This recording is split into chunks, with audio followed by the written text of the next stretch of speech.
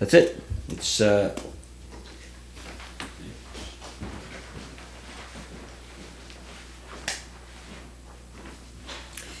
Welcome, Amy. I'm delighted to introduce Amy Lai, and I have known her parents for quite some years back.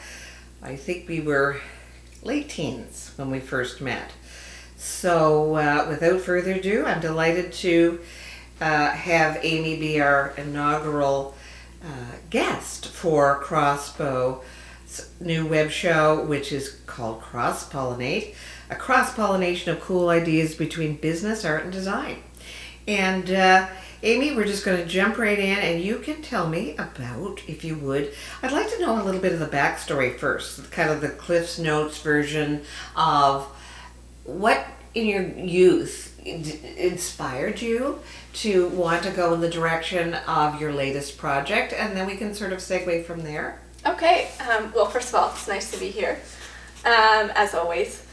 I think for me, growing up, I was always interested in the arts, so anything to do with acting, singing, dancing, I pretty much just wanted to do it all. Didn't necessarily have all the venues to do it, but when there were venues there, I took opportunity of that.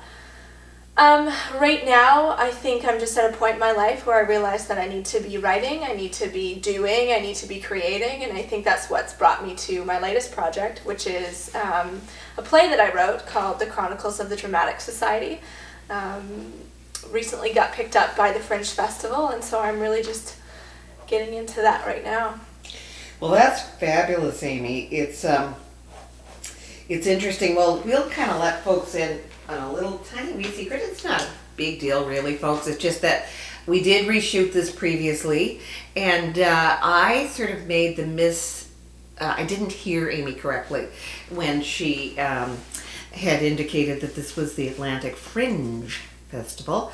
I thought she said French Festival, upon which a lot of ridiculousness sort of and shenanigans ensued. You know, you can imagine, folks, what happens when you mishear things. Then, of course, I spent ridiculous amounts of time looking for the French Festival, which was fruitless. Did not find it. I also asked her, oh my goodness, you speak a lot of languages, because she told me she also had this mirror, which we'll talk about later, with a Spanish saying, and she just kind of looked at me very pleasantly and smiled and said, right, I do speak a few languages.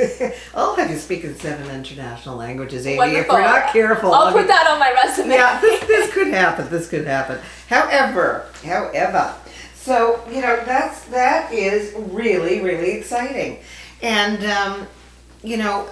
tell us a little bit about, you did kind of mention last time, and I loved that, just without giving away the essence of the play, because folks, if you're here locally, we do want you to check that out, and we will get the correct information to let you go check that out. So tell me about the whole dynamics and premise of what's going on in the play. Okay, well, the play is centered around 3 best friends in their high school years. It travels into their mid-20s, and basically the premise and the point of the whole play is to see and to talk about how girls who are younger and make these friendships and connections, how during their growing up years, how things can change, and what are the catalysts for that. And I think that as women, as young women, we all go through our early 20s with these thoughts of thinking, why did that friendship not work out? Why did this friendship work out? Why did this all happen the way it did? And I think, when we're young, we all have these, it's all going to be great and fine. And I think that this play really delves into the whys and the hows. And I think it's a serious play, but it's also very humorous, as I think all the characters are very developed and have their own personalities. Well, that's fabulous, Amy. That sounds really interesting, and I hope you folks can check that out. Now, another question I have before we continue, talk a little bit, if you would, about your blog. Now, I did try to find that, and for some reason could not, but I do know you indicated it's mostly for your circle of peeps and the folks that follow you, if you will. Just kind of maybe talk about the creative sort of outlet that the blog and Facebook or any kind of social media that comes to mind kind of helps enhance Absolutely. you getting your message out, connecting, maybe even marketing at some point. Yeah, let's just kind of chat about that. Well, I do have a blog. It's called intentionallyamy.blogspot.ca, or the other way around. I started that more as a personal project for myself. And now that I have a play out there, I've started a Facebook page for the play, so you can like us on Facebook. If you look up Chronicles of the Dramatic Society, you'll find it on Facebook, as well as a Twitter account. So we have that set up, and just different ways to get the word out there. So it's nice to see that some people are following and liking us, and it's a good feeling knowing that people are interested in encouraging your work to go forward. And I think that's what social media can do for you. It can give you a broader sense of who's out there and connect with other people that way. Definitely, definitely. Well, and I'm interested as well. We did touch upon last time the whole notion of, going forward. Do you see yourself down the road a few years? I sort of asked 20 or 25 years from the perspective of someone who's a lot older. And now I realize that's quite silly, and we chatted about that. But so I'm thinking somebody that is, you mentioned has really inspired you, is really actually your age. And so that, I'm kind of thinking maybe we should talk about what your aspirations are. I think everybody needs a big, audacious dream. Absolutely. Something almost to scare them and get them up and get those juices going in the morning. So let's talk about your big, audacious dreams, whether it be the generalities of theater, or it could be directing. Right. Maybe. I think my dreams have changed a lot over the past year. They've always been there. I think the core of me has always wanted to be a creator and an expresser and to get stories out there. But I think that sometimes during your life, those dreams can be dormant or can lie in a place where you don't think that they can happen. So recently, over the past year, I've kind of gone into this stage of why not? Why am I not doing these things? So I think for a broader sense of my life plan is to just always be creating, always to be creating stories that allow other people to connect and to understand each other better. And I think that's what's important for me, is making work that's honest and truthful and based on things that, sometimes it's hard to talk about. Sometimes it's hard to talk about relationships that don't work out. It's hard to talk about things we just don't understand. And so I think that that's what I'm passionate about, is getting my work out there and it being based on those things. Well, seeing as how you really do have a way with words and you have a passion to do that, just let's talk about it every day. I have a passion. I'm going to be asking all the folks that I interview. It's something that I'm working on, my own interests in books, if you will. The concept of, in the morning, I find in my research that, folks, the earth just shook, blasting outside there. I don't know if the mic will pick that up. However, let's talk about the fact that, unbeknownst to me until I asked you last time, you also have some cool ideas about what you can do in the morning as a foundation for the day. Absolutely. I think as a human being, we all have things that we feel and we want to express, and I think that as we go through life and we get older, we go, well, what do we do with that?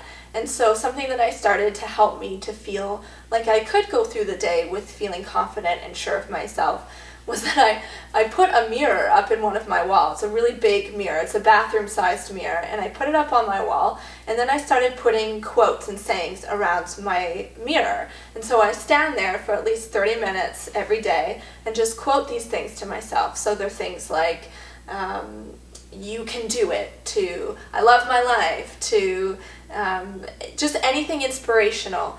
So I will just stand there and say, you're a thriver, you can do this, and don't back down, don't stop now, have a dream, write more, you have a way with words. And I just shout these things to myself. And sometimes if I'm having a not so confident day, I'll go back there and look at myself and say, no, you can do this. And I think that's a really good way to start your day and to bring in truth into who you are, because there is nothing stopping you other than the things in which you think are there. And really, those things are all, they're not imaginary, but they are things that really don't impede you. You just think that they do. So. Boy, you touched upon something excellent, Amy. I think it's not entirely, but it's largely what we call, well, the top champions and experts in any field. They will tell you it's really a mental game. Yeah, battlefield first. of the mind, absolutely. Battlefield of the mind. So yeah, and I'm also interested in just some of the other things, cool things you might be interested in. I know you, because I kind of like asking folks these trivia questions.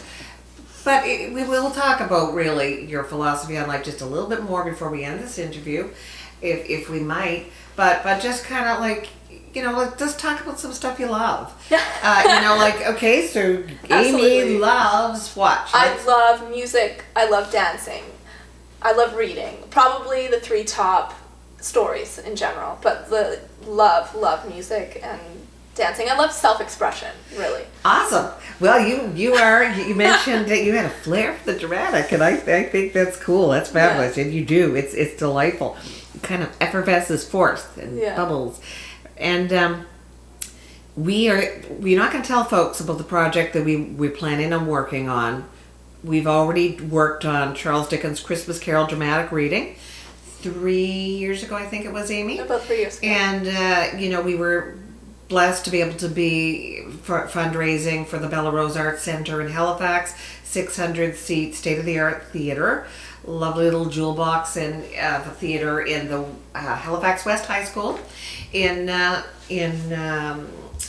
West End of Halifax, and we wanted to just raise awareness of also the folks that are hard of hearing. So we were very privileged through what you do with and I always stumble on this because I want to get the correct terminology. But we had that piece in the play, folks. We had a living room sort of static set. We were all dressed up in costume. We had smoke and snow coming down and sort of a PowerPoint presentation with sort of Scrooge-esque pictures.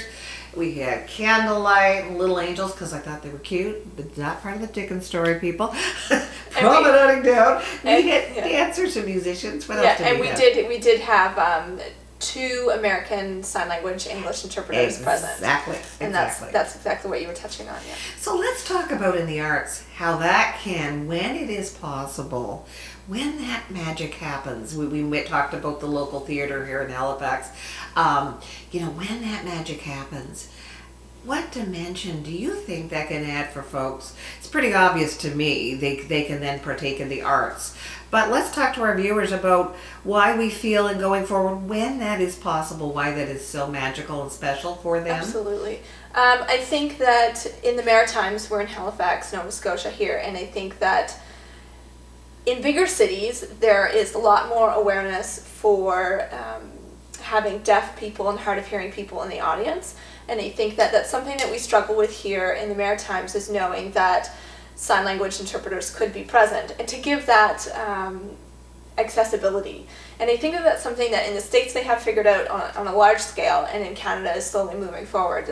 But in the theater aspect, I think more theater companies, more people need to be aware that to make their shows accessible to another audience, it would be very helpful to have interpreters present. And that really is something that I'm passionate about as well, is making sure that those people can get the same entertainment, the same accessibility as anyone else. It's very enriching in life, isn't it? Absolutely. I know you like tea versus coffee, and a little later, folks, we wish we could share it with you, but we're going to have some lavender cream Earl Grey tea and some cookies. Oh, yeah. And we'll just give you a little hint and say that the theme of tea may well enter into the next production down the road somewhere that we really hope to do. It's going to be hopefully very unusual and fabulous, and a lot of work, quite honestly, to bring it together. We know that. Always a lot of work. A lot of work. But worth it. So yeah, this is awesome. Do you have any sort of travel dreams or plan? Like I love Europe. I love the idea of going to a lot of people don't know that in Europe, just a little info bit to toss in there, folks. Like, let's mention France. I love tea, and I know Amy does. There are a lot of tea rooms, evidently, in the city of Paris alone. And friends of ours just came back from Holland, and she showed me her pictures, and she said there's two, like, we're talking fabulous tea room / cafe, bakeries, sort of on every street. And I thought, did you ever think you'd kind of like to tour Europe and see the art and the theater and the architecture, the gardens, and all the wonderful stuff? Absolutely. I think I'm itching to go and see London, England, and just England in general.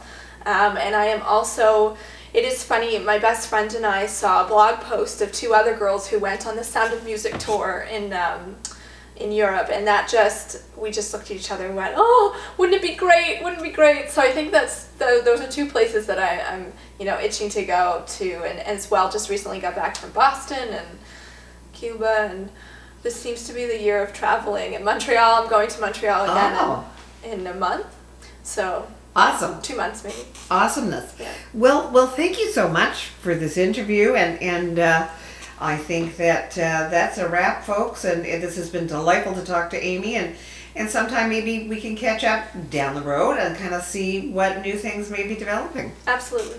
Okay, thank you, Amy. Thanks.